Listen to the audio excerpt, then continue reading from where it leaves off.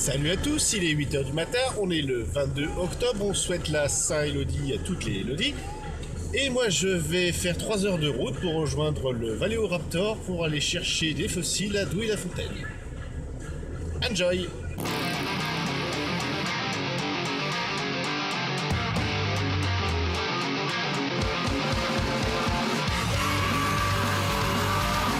Donc là il est... je sais même pas quelle heure il est. Bonne question. Là il est 14h. Ça fait 2-3, même non, pas tant que ça quand même, 1 heure qu'on est dans les falins. Et on a pour l'instant pas trouvé grand chose. Alors les falins ça se présente comme ça, c'est assez sableux, et un petit peu graiseux aussi. Du sable assez consolidé et qui, donc ça c'est les falins, c'est très riche en coquilles. Et c'est là-dedans qu'on va trouver donc tout ce qui nous intéresse et qui intéresse surtout Valentin qui lui est spécialiste des falins d'Anjou. Tout à fait. Voilà.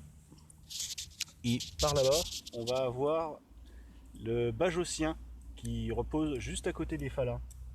Alors Bajossien c'est du Jurassique et les falins c'est du Tortonien, donc plutôt du Miocène. Donc on a vraiment deux époques qui sont vraiment séparées par plusieurs millions d'années qui se retrouvent côte à côte. Ce qui est très intéressant pour trouver pas mal de choses. Donc ça, le petit machin noir qu'on voit sur la vidéo, c'est une toute petite dent, donc une dorade en fait tout simplement. Dans le Bajossien on trouve pas mal de petits brachiopodes. T'as le nom, Valentin? Sphaerodotiris sphaeroidalis. Voilà. Alors là on va avoir un reste de vertébrés. Alors c'est un os qui a été complètement roulé parce qu'il faut savoir que les falins c'est des dunes sous-marines qui ont subi des forts courants marins, donc tout ce qu'on va trouver est complètement usé.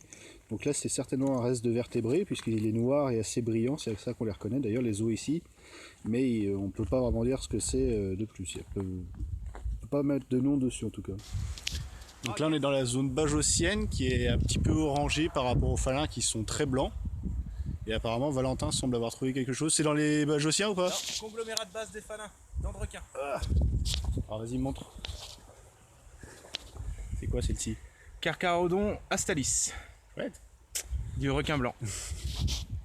Donc super trouvaille là. Écoute, hein. Par contre t'as pas la racine.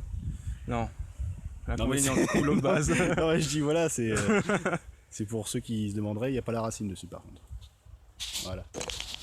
Donc là, Valentin et moi, on est en train de fouiller dans les conglomérats de base des falins. Tu m'as dit que ça datait du tortonien. Tortonien. Et on a trouvé quelques petites dents de requin. C'est quoi que tu as au milieu là? Ça c'est une Grammoceras, c'est un morceau d'ammonite. Et là c'est encore un petit brachiopode remanié, mais ce qui est le plus intéressant c'est quand même les petites dents de requin. Il en a trouvé deux, moi j'en ai trouvé une petite rikiki qui vaut rien du tout. Donc ça c'est du en place et là nous avons du remanié. Ici remanié du Bajossien, donc du Jurassique. Et Grammoceras il me semble que c'est Toarsien. Voilà. Donc là on a, vas-y montre, la petite bulle tympanique. La petite bulle tympanique. De dauphin. Du Cantrionidé. Voilà. On trouve toujours comme ça, la forme c'est normale là. Hein. Tu m'as dit. Ouais. Assez lisse comme ça, c'est propre à cette famille. Oui. Là, c'est quoi que t'as là? Je sais pas, un truc noir et brillant. J'ai pris parce que voilà, c'était rigolo. Ouais, tu sais même pas ce que c'est. Non. Là, après, c'est une dent, elle est pétée, une dent par contre qui est pétée de requin, qui est pétée en son centre. Mais c'est pas nous qui l'avons pétée par contre, hein, la cassure est ancienne. Non, si tu me regardes, c'est vrai que c'est pas moi. C'était comme ça quand j'étais arrivé. Voilà. Et tout est trouvé comme ça. Et on fouille pas 50 mètres sous le sol. Ça, c'est donc les conglomérats de la base des falins. Et c'est peut-être 20 cm sous les pieds. Donc comme quoi, il n'y a pas besoin de faire des trous. Il faut avoir de la chance aussi, n'est-ce pas? Ouais, il faut avoir un peu de chance. Donc ça, c'est mon trou. C'est son trou, pardon. Et ça, c'est le mien. Voilà. Donc là, il n'y a rien. Et tout est là. Voilà. Donc là, on vient de finir de fouiller toute la zone bajossienne. Tous les poudingues en dessous du falin et on va retourner dans les falins stricto sensus. Vraiment Miocène. Donc là on est revenu au falin, on fouille directement sur les falins. On peut voir Valentin qui a trouvé un petit gastéropode. S'il vous plaît, petit gastéropode. Il a trouvé quelques dents, mais moi encore j'ai toujours pas de bol, donc voilà. On en est là. Retour sur les falins. Donc on essaye de... C'est très dur encore une fois. C'est vraiment pas du sable. Là ça fait sable, c'est parce qu'on a tout éclaté. Mais sinon il faut arriver à faire des petites plaques comme ça. Et on regarde sur la surface. On va voir les coquilles qui sont très présentes. Et parmi les coquilles, on va pouvoir trouver des dents, des petits gastéropodes un peu moins courants que les autres. Donc là on peut voir une petite dent trouvée par moi-même juste à l'instant. À la base on a la racine, juste là. Et en haut on a la dent. Donc c'est une petite dent de mammifère, en croire Valentin, parce que moi je suis pas spécialiste du tout des mammifères. C'est du mammif, oui. C'est du mammif. Voilà. T'as pas un nom plus précis à donner? Du Mammiphésaurus incertae. Voilà, donc en plus de ça il raconte des conneries. Hein. Et 4 heures de l'après-midi, on a enfin trouvé quelque chose d'intéressant. J'ai trouvé en tout cas quelque chose qui ressemblait à... Et donc ça, même si ça n'en a pas l'air, apparemment ce serait un petit morceau de plastron de tortue. Alors pour le plastron, pour ceux qui ne savent pas, c'est vraiment le ventre. C'est la partie plate sous la carapace. Hop. Tu nous présentes ce que tu fais là? Non. Coupé, on va la refaire.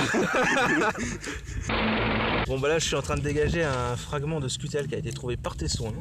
Ouais. Explique-nous ce que c'est qu'une scutelle déjà pour commencer. Une scutelle fait partie des échinodermes, plus précisément des oursins.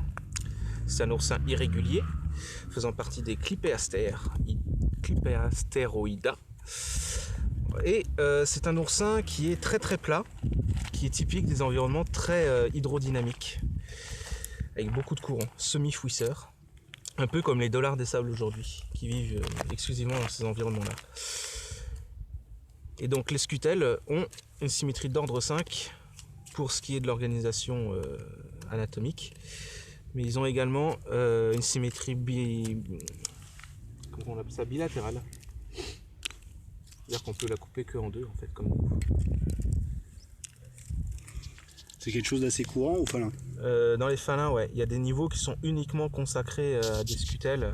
Comme on peut voir au mystère des falins, il y a des scutelles qui sont entassées les unes sur les autres, comme ça, mais c'est vraiment hyper rare de retrouver des scutelles comme ça. Généralement, on retrouve que des scutelles dans cet état-là, toutes cassées, broyées, roulées, et puis c'est tout quoi.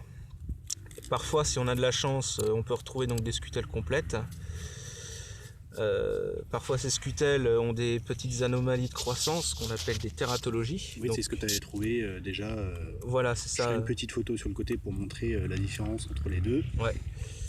Du coup, voilà, il y a ça. Et bien souvent aussi, ce qu'on peut retrouver à Douai-la-Fontaine, c'est les scutelles qui ont encore leur mâchoire à l'intérieur de la bestiole.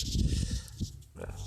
Les dents par contre n'y sont plus, donc les mâchoires font partie de la lanterne d'Aristote qui permet de broyer les coquilles de bivalves ou des trucs comme ça. Voilà. Donc là la journée se termine, je remercie l'équipe du Valéoraptor de m'avoir amené à Douai-la-Fontaine fouiller dans les falins, même si malheureusement j'ai pas trouvé grand chose par avoir... Ouais, grosse déception. Si le plastron de tortue quand même, je suis content. À dans 2 semaines.